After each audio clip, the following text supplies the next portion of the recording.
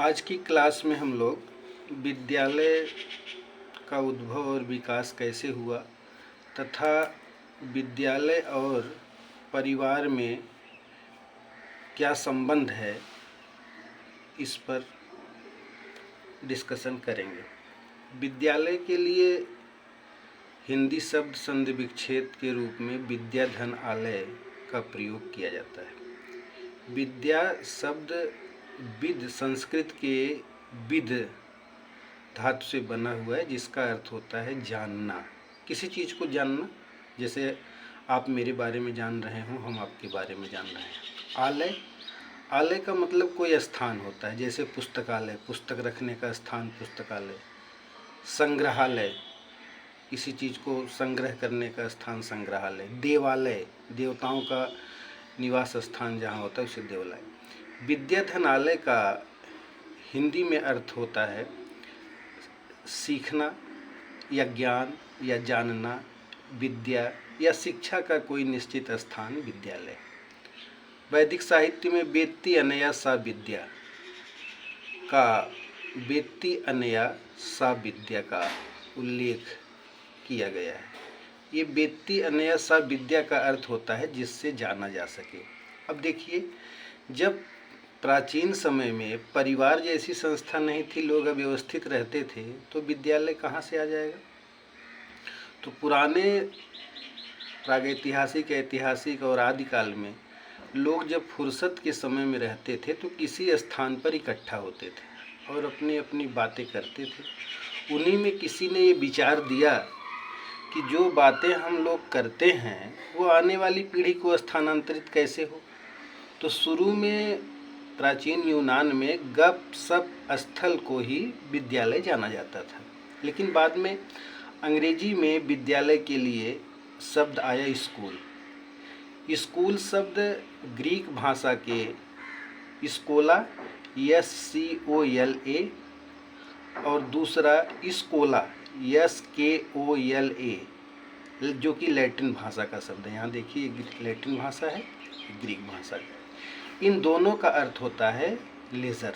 Laser मतलब होता है अवकाश। अवकाश के समय में, चूँकि गपशप स्थल जो नाम दिया गया वो ये सिद्ध कर रहा है कि अवकाश के समय में। इसी प्रकार जो है विद्यालय की शुरुआत हुई। अब आज जब उसका व्यवस्थित स्वरूप हो गया तो विद्यालय को शिक्षालय, संस्थान, अध्ययन केंद्र, प्रशिक्षण केंद्र, विद्यालय, स्कूल आदि नाम दिया जाता है। अब आइए हम लोग देखते हैं कि विद्यालय और परिवार में क्या संबंध है।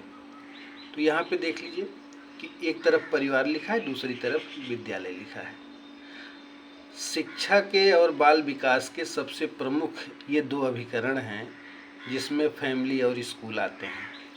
फैमिली इनफॉर्मल एजेंसी है, जबकि विद्यालय फॉर्मल एजेंसी है। परिवार एक्टिव है, विद्यालय भी एक्टिव है। यहाँ एक्टिव का मतलब समझ लीजिए कि जब जो दोनों तरफ से प्रतिक्रिया हो। जैसे क्लासरूम में शिक्षक छात्र होते हैं, विद्यालय में तो दोनों तरफ से प्रतिक्रिया होती है। घर में बच्चा कोई शरारत कर रहा है, दौड़ता हुआ किसी खतरनाक वस्तु या चीज़ के पास जा रहा है तो लोग रोकते हैं। इसी तरीके से रेडियो नहीं रोकता, रेडियो अपना गाना सुनाया, न्यूज़ सुनाया, चला गया। पुस्तकें नहीं रोकती, आप समझ रहे हैं तो आप पढ़िए। परिवार प्राइमरी ग्रुप है, जैसे परिवार, पड़ोस, मित्र, खेल के साथी, रिश्तेदार, ये सब। इनके बीच, प्राइमरी ग्रुप के बीच टच एंड रिसीव का संबंध होता है। जबकि सेकेंडरी ग्रुप विद्यालय है। विद्यालय जो है वो सेकेंडरी ग्रुप है, यहाँ टच एंड गो का संबंध होता है। परिवार में रिलेशन बहुत क्लोज होता है। क्यों? क्योंकि संख्या बल बहुत कम होता है।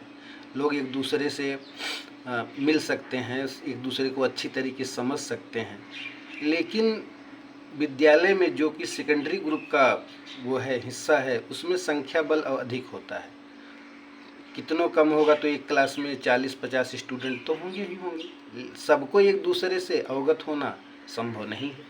इसी प्रकार विकास की दृष्टि से परिवार का स्थान सबसे अधिक है, लेकिन यह स्थान सबसे ज़्यादा जरूर है किंतु अव्यवस्थित है।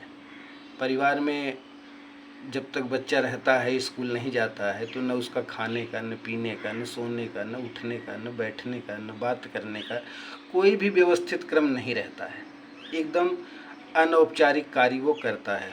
उसके बदले में उसको बहुत नियमों कानूनों में बांधा नहीं जाता। लेकिन विद्यालय का तो उतना महत्व नहीं है। हाँ, शैक्षिक दृष्टिकोण से विद्यालय का महत्व है, लेकिन जितना भी महत्व है उतना व्यवस्थित है। अब परिवार में माता पिता, परिवार के सदस्य, भाई, दादा, चाचा, चाची, नानी आदि लोग रहते हैं। ये लोग सिखाते हैं। लेकिन विद्यालय में शिक्षक होता है। शिक्षक को गुरु, आचार्य, कातिब, मौलवी, पादरी आदि के नाम से जाना जाता है। परिवार में कोई डिग्री नहीं मिलती, लेकिन पोषण और व्यवहार की नींव पड़ जाती है। परिवार में कोई डिग्री नहीं मिलती, लेकिन पोषण और नींव की पड़ जाती है। लेकिन यहाँ पे विद्यालय के उपरांत nursery, LKG, UKG, 1, 2, high school, inter graduate, post graduate, PhD, DLitt करते हैं। इसमें भी व्यवहार में परिवर्तन होता है, लेकिन दृष्टिकोण व्यावसायिक होता है, भावी जीवन की तैयारी के लिए होता है और विशेष कौशल आधारित होता है। इस प्रकार विद्यालय शिक्षा का एक प्रमुख औपचारिक अभिकरण है और परिवार एवं विद्यालय में घनिष्ठ संबंध है।